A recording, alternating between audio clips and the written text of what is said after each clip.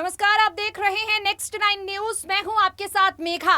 स्वागत है आपका हमारे खास प्रोग्राम सियासी सच जनता तक में। आज के इस खास प्रोग्राम में हम आपसे राजस्थान की सियासत पर चर्चा करने वाले हैं।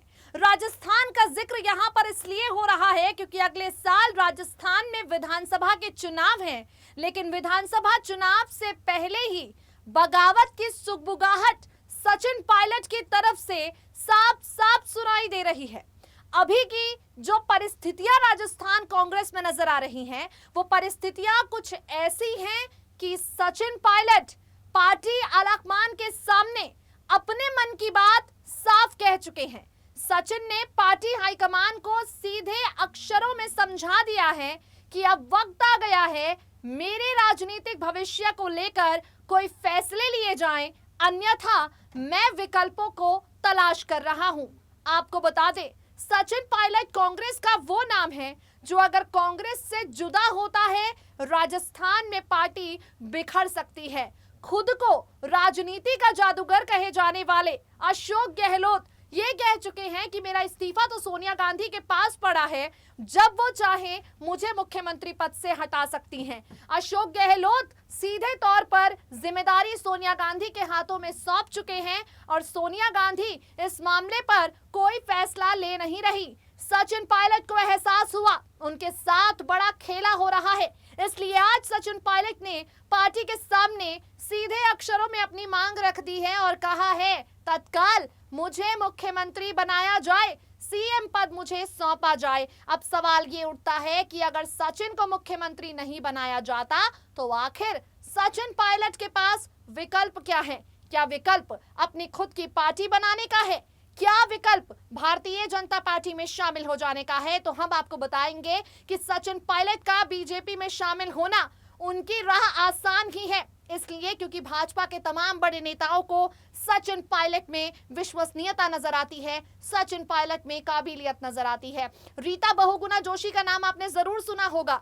लखनऊ कैंट से 2017 में बीजेपी के टिकट पर जीत हासिल करने वाली रीता बहुगुणा जोशी, जिनके बेटे मयंक जोशी सपा में शामिल हुए इस बार के विधानसभा चुनाव में, ये वही रीता बहुगुणा जोशी हैं जिन्होंने दावा किया था कुछ साल पहले कि सचिन पायलट ने खुद उनसे बात की है भारतीय जनता पार्टी में शामिल हो जाने की। अब हम आपके सामने एक रिपोर्ट पेश करने जा रहे हैं। इस रिपोर्ट में आप देखिए, सचिन पायलट सोनिया गांधी की नजरअंदाजगी के बाद क्या फैसला बीजेपी में जाने का ले सकते हैं? क्या भारतीय जनता पार्टी वसुंधरा राजे की जगह सचिन पायलट पर दांव खेल सकती है, क्योंकि पार्टी यूं भी वसुंधरा राजे का विकल्प तलाश रही है? क्या कहती है राजस्थान की सियासी जमीनी हकीकत, सुनिए जरा। राजस्थान में सचिन पायलट को लेकर सियासी कुनबे में हलचल और भी ज्यादा तेज हो गई है। जिस तरह से सचिन पायलट की कांग्रेस पार्टी पर दबाव बनाने को लेकर लगातार दावे किए जा रहे हैं, इन सब के बीच सचिन पायलट अगर कांग्रेस पार्टी उनकी मांगों को नहीं सुनती है तो भारतीय जनता पार्टी की तरफ रुख कर सकते हैं। जी हां, भारतीय जनता पार्टी में सचिन पायलट के स्वागत को लेकर कई नेता हैं जो पूरी तरह से तैयार हैं।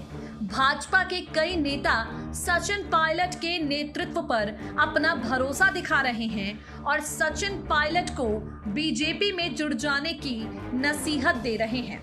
इस कड़ी में हम आपको भारतीय जनता पार्टी के कुछ नेताओं के बयानों से रूबरू करवाएंगे जिन्होंने सचिन पायलट के स्वागत पर सकारात्मक बात कही। बीजेपी के राष्ट्रीय उपाध्यक्ष एपी अब्दुल्ला कुट्टी इस बारे में पहले कह चुके हैं, कांग्रेस नेता सचिन पायलट अच्छे नेता हैं और वो अपने समकालीनों की तरह जल्द ही भाजपा में स्वागत हो जाएंगे। आपको बता दें, बीजेपी के नेता अब्दुल्ला कुट्टी ने कहा, सचिन पायलट अच्छे नेता हैं, मेरा ऐसा मानना है कि वो भी भविष्य में भाजपाई हो जाएंगे। आपको बता दें, पायलट के भाजपा में शामिल होने की अटकलें उस वक्त भी लगी थी जब उनके नेतृत्व में कुछ विधायकों ने मुख्यमंत्री अशोक गहलोत के खिलाफ बगावती तेवर अपनाए थे। हालांकि सचिन पायलट बार बार और लगातार भाजपा में शामिल होने की खबरों को खारिज करते हैं, लेकिन बीजेपी के नेता सचिन पायलट का स्वागत करने को लेकर हमेशा तैयार नजर आते हैं। इस कड़ी में भाजपा नेता रीता बहुगुणा जोशी ने साफ तौर पर कह दिया था कि सचिन पायलट भाजपा में शामिल होने को लेकर मुझसे बात तक कर चुके हैं। सचिन पायलट तक जब रीता बहुगुणा जोशी का दावा पहुंचा तो सचिन पायलट ने कहा, हो सकता है भाजपा की नेता सचिन तेंदुलकर की बात कर रही हो और बहुगुणा में उनसे बात करने की हिम्मत नहीं हो। जहां एक तरफ बीजेपी के नेता सचिन पायलट का स्वागत करना चाहते हैं, वहीं सचिन कांग्रेस के प्रति अपनी निष्ठा दिखाते हुए पार्टी से बगावत तो करते हैं, लेकिन कांग्रेस छोड़ने की बात कभी नहीं कहते। आज हालात कुछ ऐसे हो गए हैं कि सचिन पायलट को हर हाल में राजस्थान के मुख्यमंत्री पद की लालच है। सचिन पायलट को हर हाल में राजस्थान का मुख्यमंत्री पद चाहिए और इसीलिए सचिन दिल्ली तक बार बार मीटिंग करने आ रहे हैं। दिल्ली तक बार बार सचिन पायलट सोनिया गांधी से मुलाकात कर रहे हैं।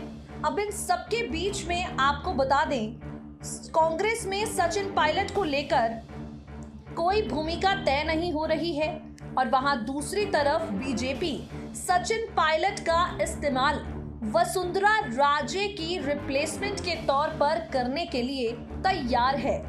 अगले 18 महीनों में 12 राज्यों में विधानसभा चुनाव होने हैं, जिसमें केंद्र शासित प्रदेश जम्मू और कश्मीर भी शामिल है।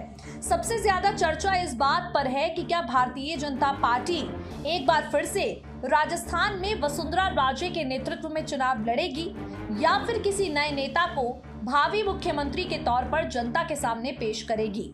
आपको बता दें, राजस्थान में अगले साल चुनाव होने हैं।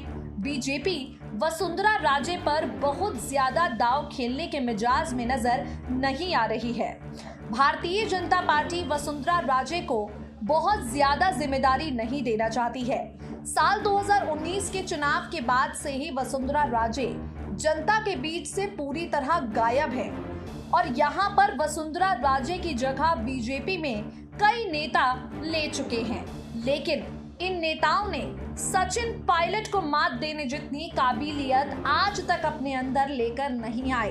तो ऐसे में सचिन पायलट का तोड़ भारतीय जनता पार्टी के पास नहीं है, लेकिन सचिन पायलट को अपने साथ जोड़कर अगर भाजपा चुनावी मैदान में उतरने की कोशिश करे तो यहाँ पर भारतीय जनता पार्टी जीत सकती है। अगर भारतीय जनता पार्टी सचिन पायलट को अपने साथ जोड़कर गहलोत सरकार के खिलाफ हमला बोले तो यहाँ भारतीय जनता पार्टी एक बार फिर से राजस्थान की सत्ता को अपने हाथों में ले सकती है। खैर, अब ये तो आगे आने वाला वक्त ही बताएगा, लेकिन फिलहाल हालात कुछ ऐसे हो गए हैं कि सचिन पायलट ने एक बार फिर से चुनाव से पहले राजस्थान में सियासी सरगर्मियों को बढ़ा दिया है और ये सियासी सरगर्मियां पूरी तरह से सचिन पायलट के फेवर में काम कर रही हैं।